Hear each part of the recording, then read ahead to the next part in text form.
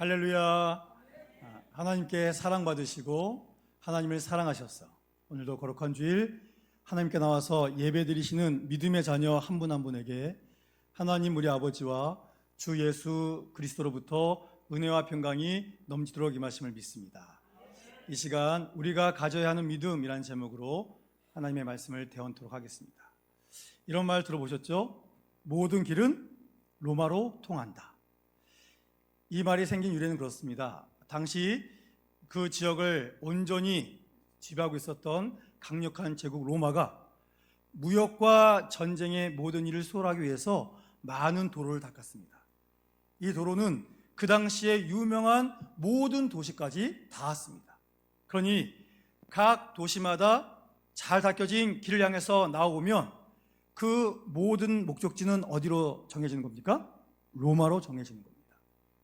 그래서 지금도 수많은 분들이 그때의 그 영광의 모습을 보고 싶으셔서 로마로 여행을 가게 됩니다. 로마로 여행을 가면 모든 분들이 꼭 들리는 유명한 관광지가 있습니다. 그곳은 지하묘지입니다. 이 지하묘지의 이름을 아시죠? 그렇죠? 카타콤입니다. 사진 보여주시기 바랍니다. 이 카타콤은 라틴어로 가운데, 무덤, 들, 이것이 합쳐진 합성어입니다. 그래서 카타콤이라는 것은 무덤들 가운데라는 뜻입니다. 지금 보는 것처럼 저렇게 지하로 깊이 내려가게 됩니다. 이 당시에 고대 로마 사람들은 사람이 죽으면 화장을 해서 가족 묘지에 안장을 했다고 합니다. 그런데 로마가 엄청나게 발전되면서 수많은 사람들이 몰리게 되었고 또 그 많은 사람이 죽었을 때 유골을 매장할 토지를 얻지 못했습니다.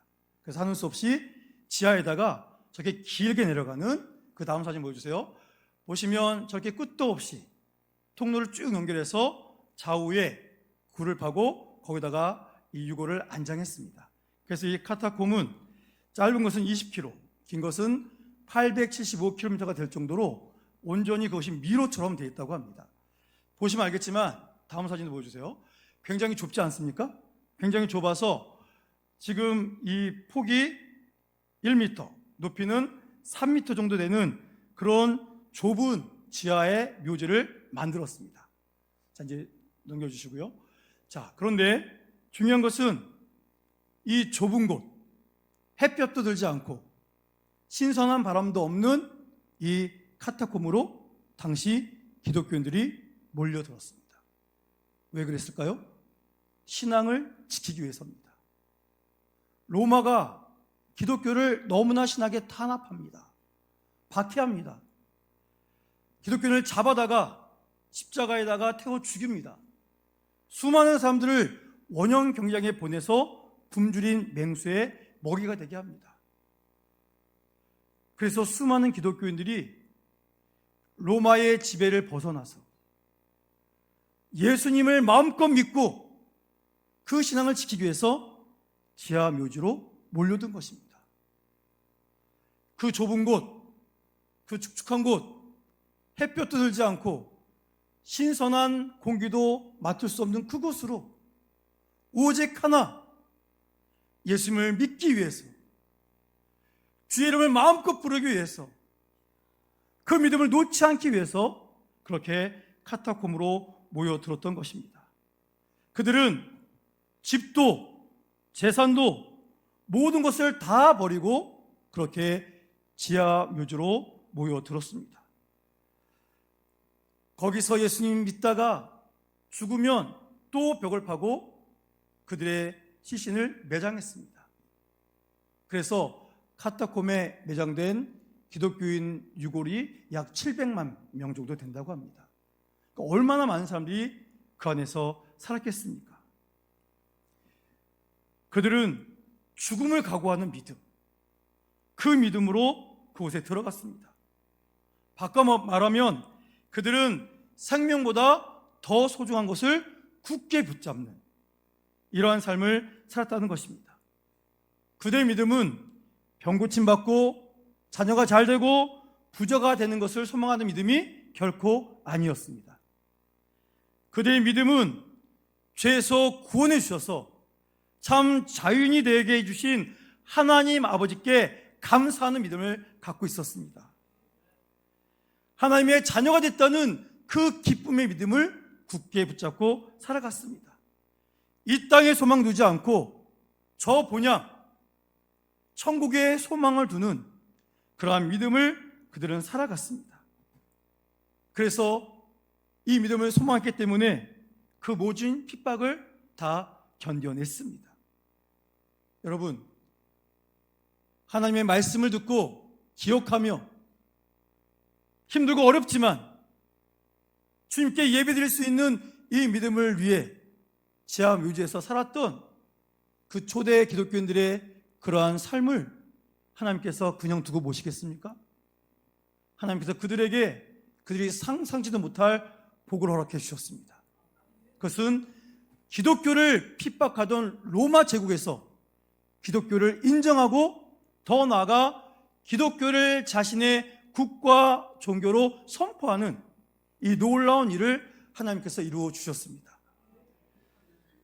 로마 제국은 313년에 콘스탄틴 황제가 기독교를 공인하게 됩니다. 그 배경이 이렇습니다. 당시 로마 황제 자리를 두고 콘스탄틴과 4명의 사람들이 서로 적대 관계에 있었습니다.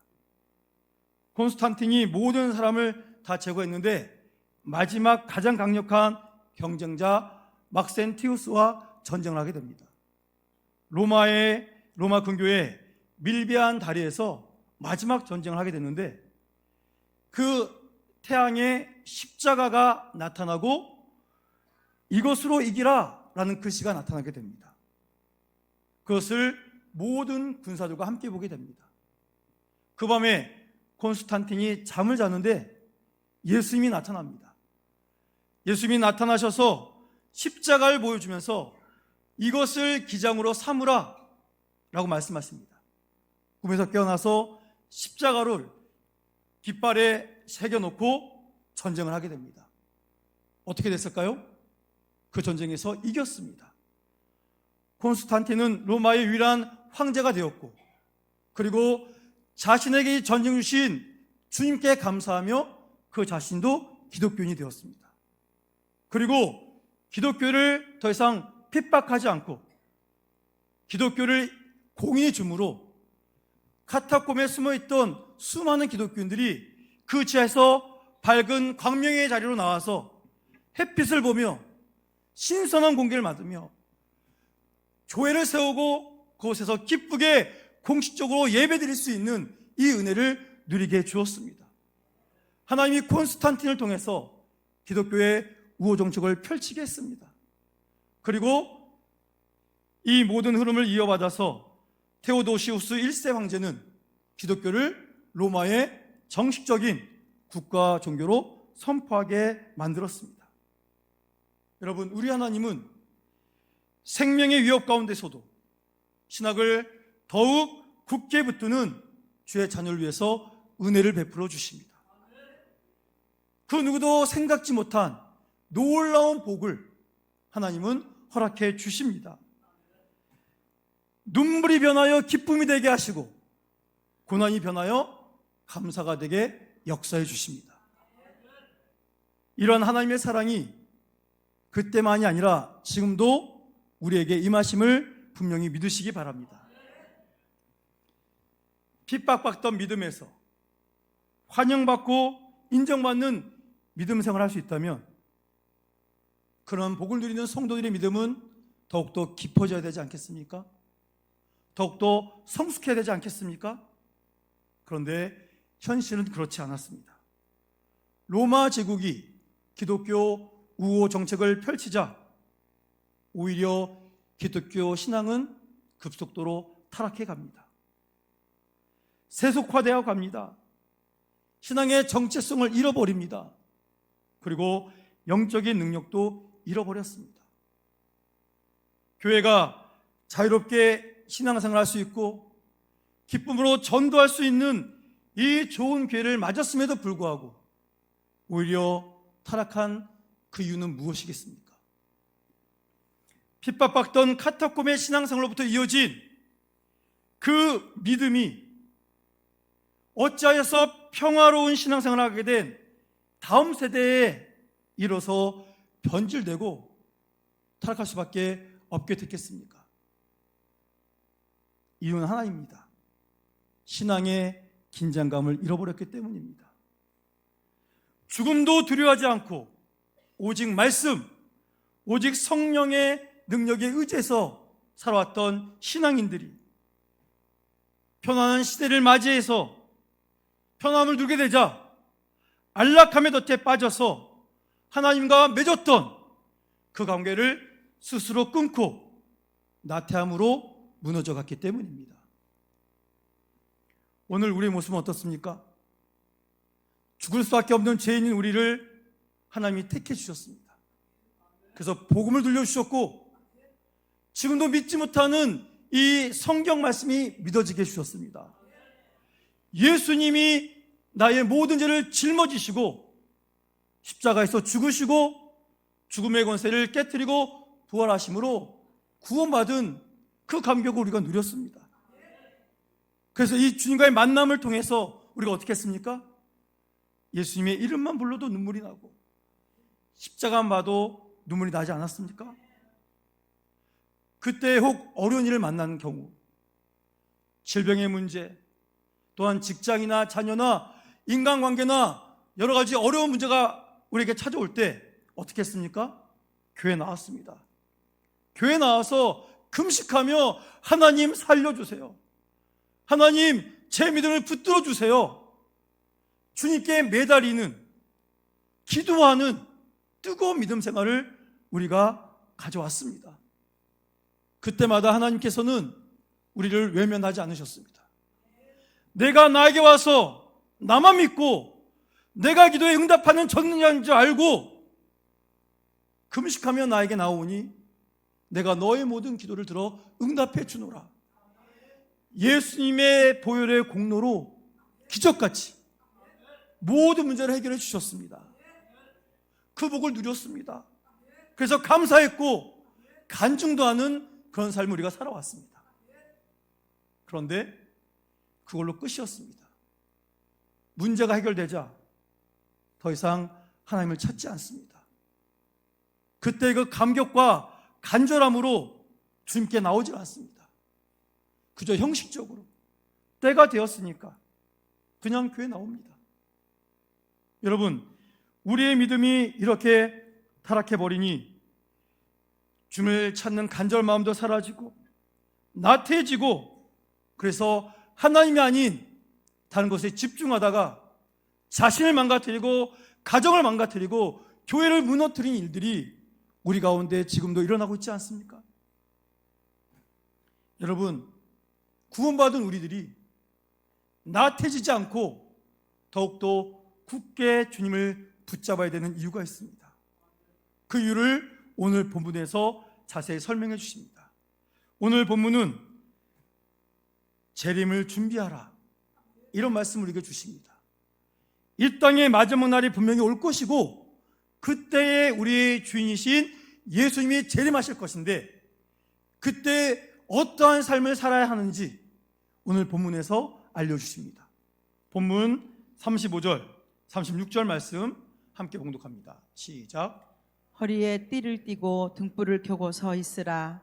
너희는 마치 그 주인이 혼인집에서 돌아와 문을 두드리면 곧 열어주려고 기다리는 사람과 같이 되라. 아멘. 아멘. 예수님께서 하신 말씀이죠. 자, 35절 보니까 무엇을 하라고 말씀하십니까? 허리에 띠를 띠고 등불을 켜고 뭐하라? 서 있어라. 이 말씀이 무슨 뜻일까요? 주인이 내가 돌아올 거다 라고 말씀하셨습니다. 언젠지는 말씀 안 하셨어요. 그러니 종은 주인이 올 그 상황을 기억하면서 항상 깨어 준비해야 된다 라는 것을 알려주십니다.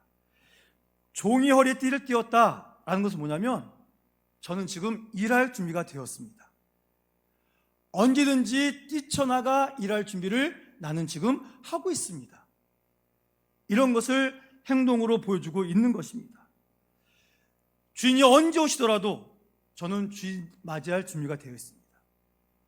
오늘 이 말씀은 우리에게 어떻게 적용됩니까? 예수님이 재림하십니다. 예수님이 언제 재림하시더라도 저는 주님 맞을 준비가 되어 있습니다. 그렇게 저는 지금 준비하고 있습니다. 이것을 우리가 알려주시는 겁니다. 36절 보시면 그 주인이 돌아와서 뭐 한대요? 문을 두드린다고 말하고 있습니다. 문 두드릴 걸 바라보면서 종은 서 있어야 된다라는 것을 알려주고 있습니다. 여러분, 우리는 허리에 띠를 띠고 있어야 됩니다. 우리는 게으르지 않고 항상 준비되어 있는 하나님의 자녀가 되어야 합니다.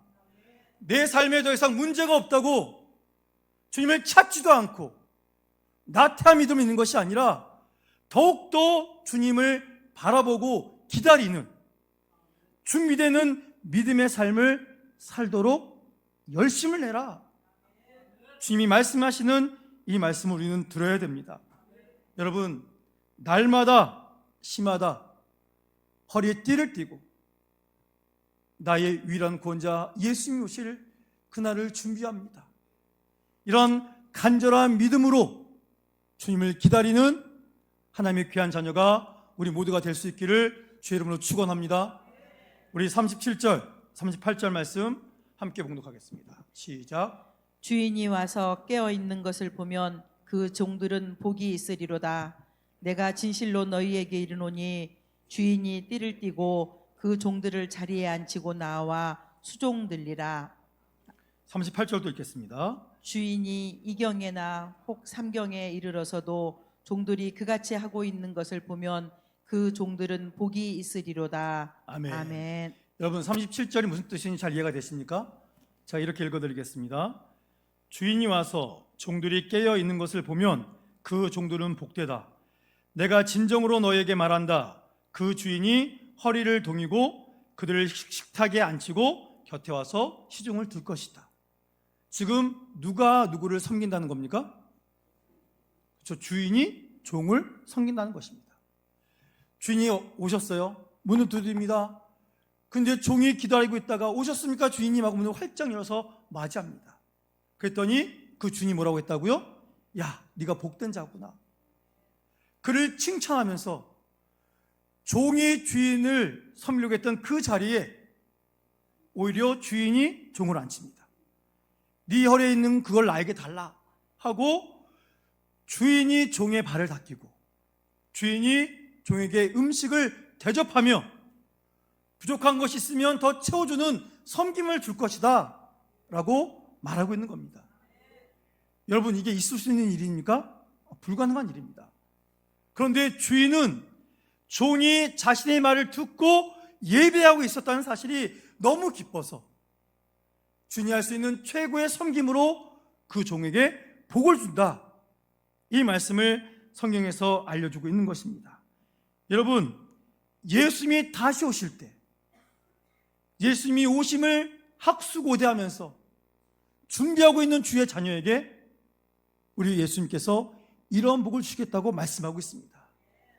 내가 너를 섬겨줄 것이다. 내가 너에게 가장 좋은 것을 줄 것이다. 나의 모든 것을 너에게 줄 것이다. 이 말씀을 주님께서 우리에게 주시고 있는 것입니다. 사랑하는 성도 여러분, 주인이 이경이나 삼경, 한밤중에나 새벽에 올 수도 있습니다. 그런데 그때에도 영적으로 깨어서 예수님 맞을 준비하고 있는 참 신앙인들, 오직 주님만을 갈망하는 깨어있는 주의 자녀들에게 우리 주님께서 이런 복을 주신다고 분명히 말씀하셨습니다. 이 복을 우리 모두가 다 받을 수 있기를 주의 이름으로 축원합니다. 39절, 40절 말씀 함께 봉독합니다. 시작. 너희도 아는 바니 집 주인이 만일 도둑이 어느 때에 이를 줄 알았더라면 그 집을 뚫지 못하게 하였으리라. 그러므로 너희도 준비하고 있으라. 생각하지 않은 때에 인자가 오리라 하시니라. 아멘. 여러분 보십시오. 도둑이 오는 걸 알고 있으면 주인이 도둑을 물리칠 모든 걸 준비하지 않겠습니까? 그런데 도둑은 예고 없이 옵니다. 예수님도 너희가 알지 못하는 때에 내가 너희와 함께 갈 것이다. 그러니까 뭐라고요? 깨어 있어라. 그러니까 준비하고 있어라. 이 말씀을 주시는 것입니다. 여러분, 우리의 삶이 나태해지려고 합니다. 왜 나태해집니까? 긴장하지 않기 때문입니다. 준비하지 않기 때문입니다. 잠자고 있기 때문입니다. 오늘 우리가 가져야 되는 믿음이 무엇이겠습니까? 긴장하는 믿음, 준비하는 믿음, 항상 깨어서 주님 언제 다시 오시는지 나는 알 수 없지만 저는 항상 준비하겠습니다.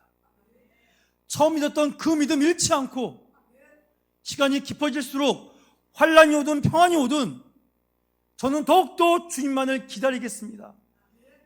이 땅에 소망 두지 않고 하나님 나라에 소망 두고 믿음으로 달려나가겠습니다.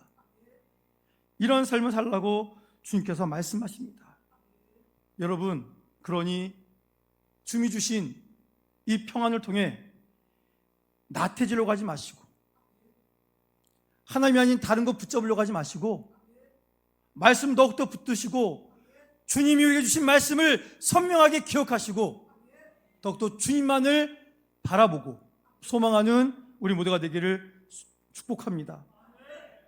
여러분, 우리 예수님 반드시 다시 오십니다. 그날을 바라보며 우리의 모든 기간을 긴장시키셔서 주님을 만날 준비를 하시기를 축복합니다. 예수님이 계심을 믿고 재림하심을 믿고 우리의 삶의 주님을 자랑하는 이 땅의 염려가 아닌 주님 나라의 그 모든 일을 바라보면서 더욱더 믿음으로 나아가는 주의 자녀들이 되어야 됩니다. 여러분, 우리 예수님 다시 오십니다. 분명히 명심하십시오. 그러니 그날까지 우리는 믿음을 더욱더 굳게 붙잡아야 됩니다. 그 길이 카타콤처럼 좁고 고통스러운 길일지라도 우리는 예수님만 바라보고 나가야 됩니다. 우리는 이 믿음의 길 끝에서 반드시 주님을 만날 것입니다. 우리 예수님께서 우리를 영접하실 것입니다. 그러니 우리가 유일하게 사모할 그 이름 예수님만을 바라보고 굳게 붙잡고 우리에게 주신 은혜를 기억하며 어떠한 상황에서도 깨어있고 준비하고 긴장하는 믿음으로 하나님 주시는 참 자유, 참 기쁨, 참 승리의 삶을 살아가는 하나님이 사랑하시는 모든 주의 백성들, 주의 자녀들 될 수 있기를 주의 이름으로 축원합니다.